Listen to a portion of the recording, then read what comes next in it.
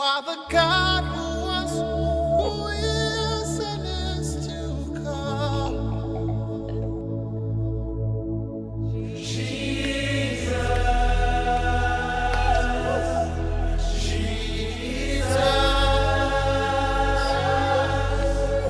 And in you I trust. My life is in your hands, Jesus. You are the miracle working God, and you are Yahweh. You are Yahweh. Mesdames, Messieurs, à Dieu, notre Père, par notre Seigneur et Sauveur Jésus-Christ, soit l'honneur et la gloire, la richesse et la force, dès avant tous les temps, et maintenant, et dans tous les siècles. Je vous remercie pour votre attention et le plaisir que vous avez à suivre cette émission d'enseignement. Nous sommes toujours sur les différents aspects de la vie de Juda. Le Juda, quatrième fils du troisième patriarche d'Israël, Abraham, Isaac, Jacob. Donc, Juda, fils de Jacob. Comme je le répète toujours, la répétition étant pédagogique, Juda, en hébreu, c'est Yehuda. Yehuda. Alors, nous avons eu une série de 3 émissions dans lesquelles nous avons parlé de la vie de cet homme et de ce qu'il représente comme maillon dans la chaîne de transmission des valeurs dans les liens messianiques jusqu'au Mashiach lui-même, qui est la personne de Jésus-Christ, notre Seigneur. Comment les caractères royaux sont nés dans Juda et comment ces caractères royaux ont été transmis de génération en génération pour devenir abondants et manifestes à travers le roi David, le roi Salomon, et finalement pour atteindre leur apogée dans la personne du vrai roi, le roi par essence, non pas par fonction, mais le roi par essence, Jésus-Christ notre Seigneur, qui vient bientôt pour prendre possession de son règne selon la volonté de Dieu de son Père et selon les promesses messianiques. Alors, donc, nous poursuivons encore sur ce personnage important qui est Yehuda. Et maintenant, nous sommes dans Genèse au chapitre 44 à partir du verset 18. Il faut dire que Juda est revenu dans le chapitre 37.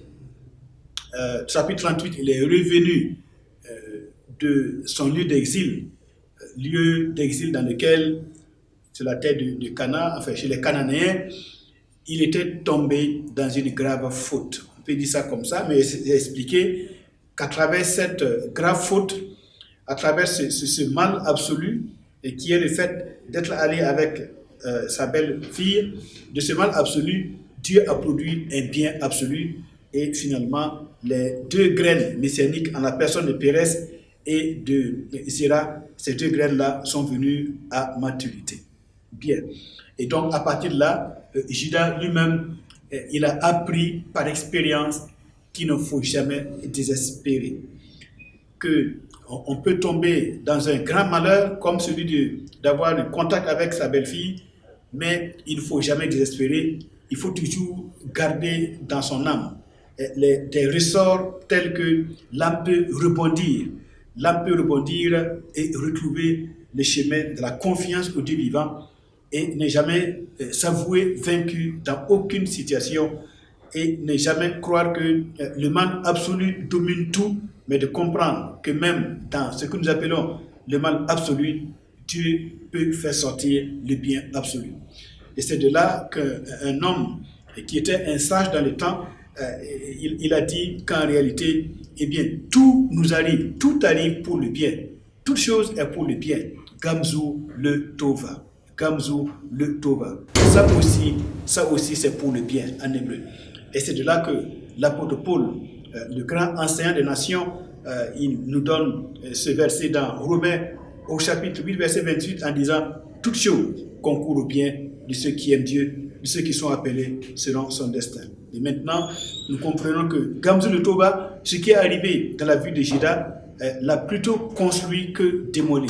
Et pour la plupart d'entre nous, lorsque nous traversons des événements, des moments difficiles, des moments d'épreuve, eh bien, nous cédons au découragement et nous cédons à la tristesse profonde et notre âme se meurt et nous oublions les promesses faites, nous oublions que nous devrions toujours prendre appui sur la grâce de Dieu, la miséricorde de Dieu qui vient au secours de ceux qui sont tombés, de ceux qui sont dans la détresse.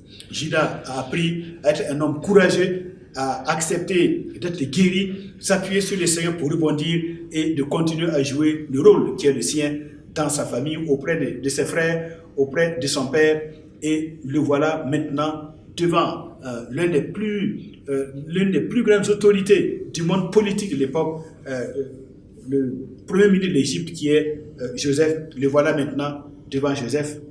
Avec l'expérience du passé, il a compris qu'il ne faut jamais avoir peur de rien. Il ne faut jamais avoir peur de rien. Tout est sous le contrôle du Dieu vivant. Il faut avoir le courage d'affronter toutes les situations. Les situations passent. Les situations passent. Mais le peuple de Dieu, l'enfant de Dieu, celui qui a la foi en Christ, le disciple de Christ, qui est comme un grain de sable, le grain de sable qui subit toutes les foules de l'eau de la mer, toutes les vagues qui passent sur lui, mais le grain de sable reste tel. Et ici, Juda a compris ce que c'est qu'avoir en soi le caractère de la royauté. La royauté, elle est impérissable. Elle ne recule devant rien, elle n'a peur de rien. C'est pourquoi l'or est le symbole de la royauté, parce que l'or est constant, l'or ne craint ni le feu, ni la chaleur, ni le froid, l'or ne craint rien, il est impérissable. Alors donc, le caractère de Juda est maintenant construit, il est fort comme l'or, il est précieux comme l'or, il est constant comme l'or, et voilà, à partir de Genèse chapitre 44, verset 18, on le voit armé de tout son courage pour aller parler. Lui, simple individu, lui, un simple berger de Canaan, il va se retrouver devant l'une des plus grandes autorités politiques de l'époque, devant le premier ministre qui est Joseph, et là, il va prendre la parole. Il va savoir manier l'épée de l'esprit qui est la parole de Dieu. La parole qui est souveraine sur les rois, la parole qui est souveraine sur les nations, la parole qui est souveraine sur les puissances et les pouvoirs. Parce que c'est par la parole que Dieu a tout créé, et la sagesse commence par manier très bien la parole comme une épée qui a autorité sur tout, la parole de Dieu.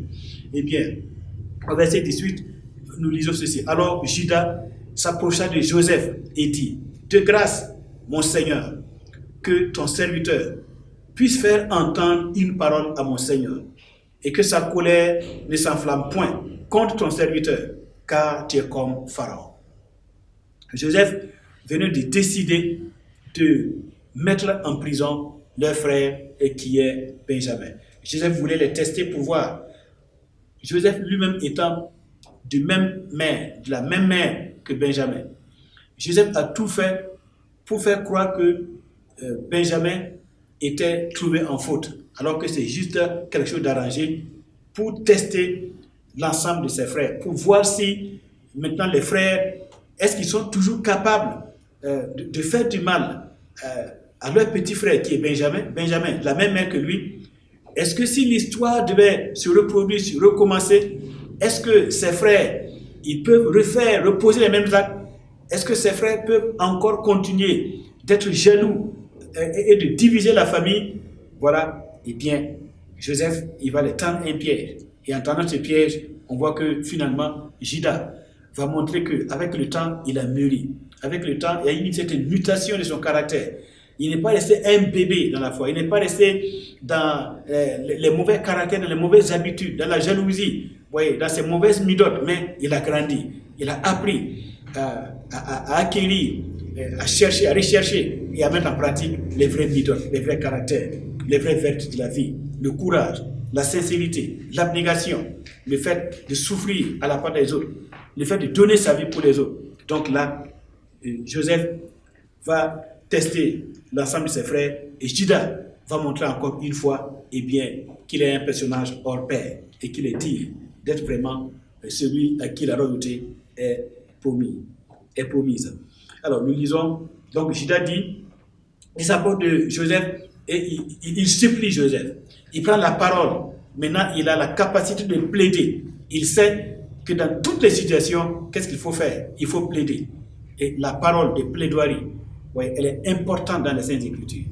Même lorsque Dieu envoie le prophète Jérémie reprocher à son peuple, eh bien, Dieu dit par la bouche du prophète Jérémie, si vos péchés sont rouges comme le cramoisi, ils deviendront blancs comme la neige. Venez et plaidons. Isaïe, chapitre 1, verset 18. Venez et plaidons. Si vos péchés sont rouges comme le cramoisi, ils deviendront blancs comme la neige. Alors, la capacité de plaider, la capacité d'apporter les situations les plus perdues, les plus désastreuses, les plus incontrôlées, les situations qui nous échappent, voyez, la capacité de les apporter devant Dieu, de plaider et de trouver le réconfort devant le trône de la grâce, le trône du salut, le trône où Christ est assis à la droite de Dieu pour intercéder en notre faveur. Eh bien, c'est ce rôle-là que Judas va jouer pour ses frères. Il s'approche de Joseph qui est assis sur le trône de l'Égypte et il va plaider. Il va plaider la grâce pour lui-même, la grâce pour Benjamin le frère, la grâce pour toute la fraternité et la grâce et la compréhension de ce grand roi redoutable pour toute la famille. Et lorsque Joseph a vu comment Judas a plaidoyé, les arguments qu'il a utilisés, parce que souvent il faut savoir parler, il faut savoir parler au Seigneur, il faut savoir utiliser les mots. Lorsque nous sommes devant certaines situations, par la parole on peut être justifié ou par la parole on peut être condamné. Alors Judas a fait un très bon usage de la parole et il a bien plaidé et finalement ça a brisé le cœur de Joseph. Et nous lisons au chapitre 45 de Genèse, Joseph ne pouvait plus se contenir devant tous ceux qui l'entouraient. Il ne pouvait plus se contenir. Il s'écria, faites sortir tout le monde. Et il ne resta personne avec Joseph. Quand il se fit connaître à ses frères, il éleva la voix en pleurant. Joseph lui-même, après avoir écouté la plaidoirie de Judas, après avoir vu que maintenant ses frères sont devenus de nouvelles personnes, ce ne sont plus ses frères vulgaires qui étaient insensibles de cœur et qui étaient capables de faire de mal les uns aux autres. Maintenant, il a compris que les frères aussi ont évolué avec le temps. Ainsi, on apprend à ne pas juger les gens. Quelqu'un qui vit aujourd'hui, demain, il est meilleur. Ce qu'il était au passé, aujourd'hui, il n'est plus. La transformation, le changement, c'est quelque chose qui ne prend pas du temps. C'est subite, en un clin d'œil. Un homme peut passer d'une vie de mal à une vie de bien. Donc, Joseph a compris que là maintenant, il a une nouvelle fraternité. Ses frères ont grandi. Et là, il voit que le temps est venu pour lui de ne plus rester dans le passé de l'amertume, d'avoir été vendu par ses frères. Il va ouvrir son cœur de pardon, son cœur d'amour. Oui.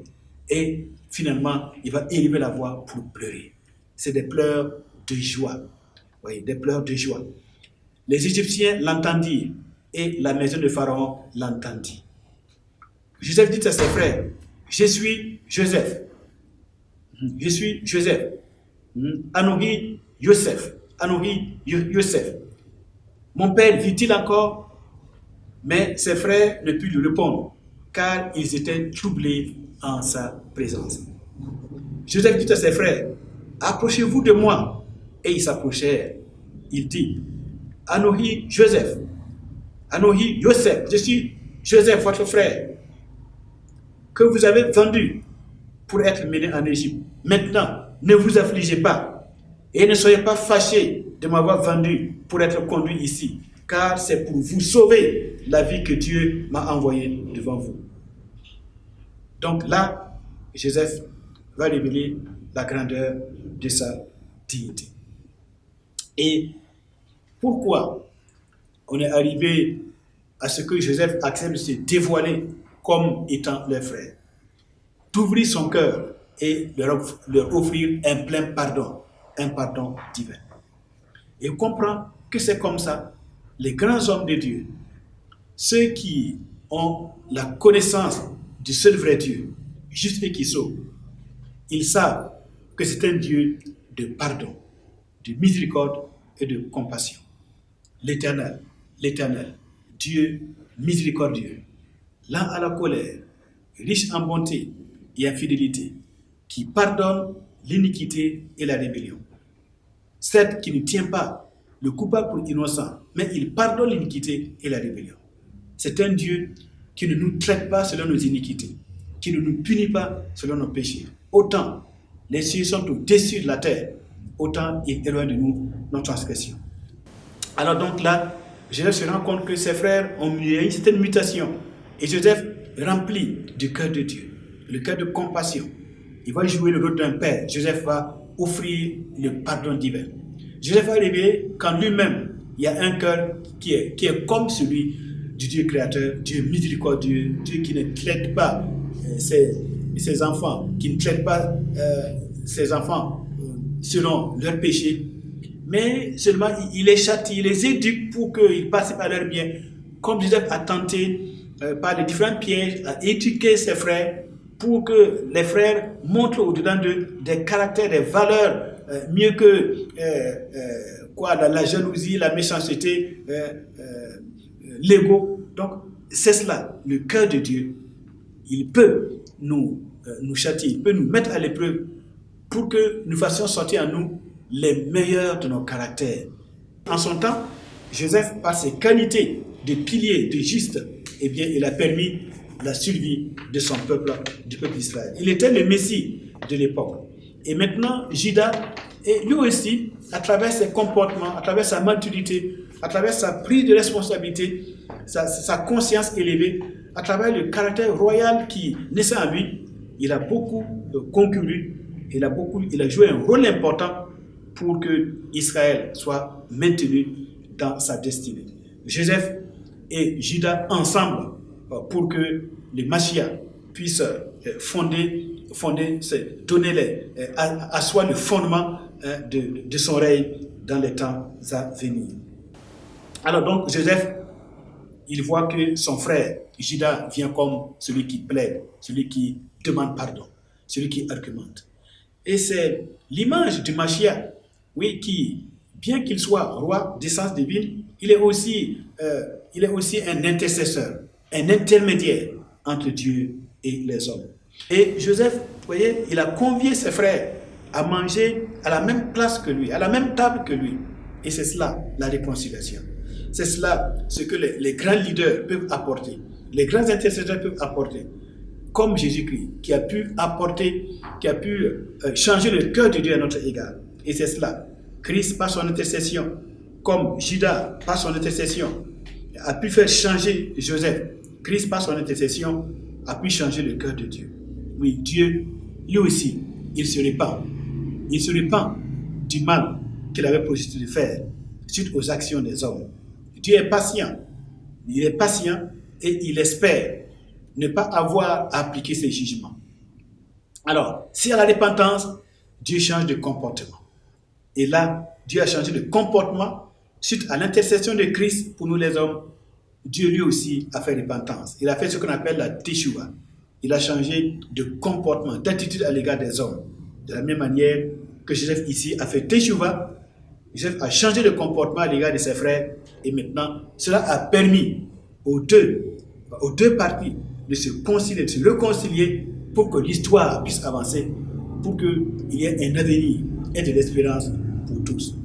Mesdames, Messieurs, et c'est cela. Nous sommes appelés à puiser dans la vie de ces grands hommes les bons caractères qui doivent dominer notre vision de la vie et de l'existence. La vision de la vie et de l'existence, et aussi ce sont ces bons caractères qui doivent nous animer dans nos relations, dans nos rapports les uns avec les autres. Ne pas rester dans nos starting blocks de la jalousie, de la méchanceté, des querelles et de toutes ces choses négatives, mais aller au-delà pour que, à travers nos relations, eh bien, nous puissions permettre à Dieu d'accomplir son œuvre, d'accomplir sa volonté. Pour construire une vraie fraternité, pour construire une vraie relation entre les hommes, pour construire sa présence en notre sein. Parce que c'est là où 2 ou 3 personnes sont réunies en son nom. Ils ont le même esprit, la même pensée. Ils sont dans le même commun accord. Et que les uns et les autres n'ont pas quelque chose à se reprocher les uns les autres. C'est dans ce cadre-là que Dieu bâtit sa présence. Le Beth Amikdash, la présence de Dieu. Le temple de Dieu, eh bien, a poussé la qualité de relations que nous avons les uns avec les autres. Et maintenant, pour parler en définitive de la vie de ce grand homme, Juda. Dans le livre de Genèse, toujours chapitre 48, nous allons voir la grandeur de Juda. Nous allons terminer par là. Genèse chapitre 49, à partir du verset 8, il est dit, Juda, tu recevras les hommages de tes frères. Donc on voit comment Juda, le rôle qu'il a joué au sein de sa famille, et on comprend donc qu'à la veille de sa mort, son père lui attribue la primauté, la priorité, la supériorité sur l'ensemble de ses frères. Juda, tu recevras les hommages de tes frères. Ta main sera sur la nuque de tes ennemis. Il a appris à ne plus avoir peur de quoi que ce soit. Il a appris à affronter toute situation dans sa vie. Pour lui, tout est possible. Et c'est cela, le caractère royal. Les fils de ton père se prosterneront devant toi. Juda est un jeune lion. La comparaison avec le lion, c'est le caractère royal, c'est la domination, c'est l'invincibilité. C'est le never give up, ne jamais abandonner. Gamzu le Toba, toute chose est pour le bien. Ça aussi, c'est pour notre bien. Toute chose concourt au bien de ceux qui aiment Dieu. Le ressort, le bâton, le sceptre de la royauté ne se casse jamais. Il est souverain sur toute puissance, sur toute force. Et c'est cela qui est en Juda. Et il a appris à travers les événements difficiles de la vie et de son existence. Cela ne lui a pas été donné comme ça, mais c'est à travers les situations, les expériences négatives qu'il a acquis ces attitudes-là, cette essence de la royauté qui est le fait de ne jamais abandonner. Juda est un jeune lion. Tu reviens du carnage, mon fils. Il ploie les genoux. Il se couche comme un lion, comme une lionne qui le fera lever. Le sceptre ne s'éloignera point de Juda, ni le bâton souverain d'entre ses pieds, jusqu'à ce que vienne le Shiloh. Le Shiloh, c'est le Mashiach, et que les peuples lui obéissent. Il attache à la vie son âme, et au meilleur sceptre le petit de son ânesse. Il lave dans le vin son vêtement, et dans le sang des raisins son manteau. Il a les yeux rouges de vin, et les dents blanches de lait. Donc on voit, dans cette bénédiction accordée par le patriarche Jacob à Juda, le quatrième fils, on voit les trois éléments qui composent ce que Tamar a demandé à Juda pour lui permettre de venir vers elle. Le cordon, le cachet et le bâton, le sceptre. Voilà, il est dit que le sceptre ne s'éloignera point de Juda, verset 10, 49, 10, Genèse 49, verset 10. Le sceptre ne s'éloignera point de Juda, ni le bâton souverain d'entre ses pieds. Alors, le bâton que Tamar a demandé, les preuves de la messianité et de la loyauté. Il attache à la vie son âme, et au meilleur sceptre le petit de son ânesse. Il lave dans le vin son vêtement, et dans le sang des raisins son manteau. Là, on voit son rang social. Parce que les raisins, vous voyez, le raisin et la vigne et le manteau, cela appartient aux personnes riches, personnes de haute société, les personnes de haut rang dans la société de l'époque. Voilà. Donc, le cachet et le cordon que Tamar a demandé et qui sont des signes de la position sociale très élevée. Verset 12, il a les yeux rouges de vin et les dents blancs de lait. Donc on voit bien le rang messianique. Voilà, la richesse du royaume messianique qui est manifestée, qui est donnée comme bénédiction, qui doit se manifester à travers le devenir de la tribu de Juda. Et tout l'avenir de la tribu de Juda va se révéler en la personne de Jésus-Christ à travers son règne messianique. Son règne messianique est, si vous voulez, le règne de Jésus-Christ sur cette terre. Tout l'histoire, je vais dire que Dieu dirige l'histoire. Il dirige tout de manière à ce que tout soit focalisé et tout aboutisse à l'intronisation de son Fils, le Mashiach, sur cette terre, à Jérusalem, sur la montagne sainte du Seigneur. Que le Mashiach soit intronisé comme non seulement le roi de Juda, mais aussi le roi de tout Israël, le roi de toutes les 12 tribus d'Israël, et enfin le roi de tous les rois de la terre, le roi de toutes les nations, le roi des rois et le Seigneur des seigneurs. Et Juda a été un instrument de Dieu à travers sa vie sur terre. Les événements qui lui sont arrivés ont été comme une école de formation de son caractère et de son essence royale. Cette essence et ce caractère royal se sont développés, ont été déposés en la personne du roi David, qui a été le premier plus grand roi d'Israël. Et finalement, ces caractères et cette essence, la royauté, va être pleinement manifestée lorsque le royaume de Dieu sur terre aura à sa tête le fils du roi David, fils de Dieu et fils de l'homme. Lorsque nous lisons dans le livre de Daniel au chapitre 7, nous voyons celui qui a l'apparence d'un homme et qui descend des cieux, sur les nuées du ciel, et qui est reçu par l'ancien des jours, Atik Yomin, et à qui la domination, le règne et la gloire ont été donnés. De sorte que toutes les nations, les royaumes, les puissances et les pouvoirs viennent se prosterner devant lui. Et il est dit que son règne est un règne de tous les temps, un règne de tous les siècles. Mais sachez, hommes et femmes, que ce règne glorieux du Mashiach à venir, ce règne messianique, eh bien, pour sa construction, eh bien, Dieu a utilisé des hommes, des simples hommes, dans l'histoire, des petites personnes souvent, comme les Judas, comme les Tamar, comme les Ruth, comme les Samson, comme les David, et comme tant d'autres personnes, il les a utilisés pour construire un royaume qui ne passera point. Un royaume qui sera révélé lorsque les temps seront accomplis. Et nous attendons cette bienheureuse espérance, nous attendons la révélation du royaume du Fils de Dieu. Voici, il vient avec les nuées, et tout œil le verra, même ceux qui l'ont persécuté. Et toutes les tribus de la terre se lamenteront à cause de lui. Oui, viens, Seigneur Jésus-Christ. L'Esprit et l'Église disent ensemble, viens, Seigneur Jésus. Que le nom de Dieu notre Père, le Dieu de nos pères Abraham, Isaac et Jacob, le Dieu du Seigneur Jésus-Christ, que son saint nom soit à jamais béni, d'éternité en éternité, par Jésus-Christ, notre Sauveur, auquel appartient le royaume, la domination et la gloire. Amen.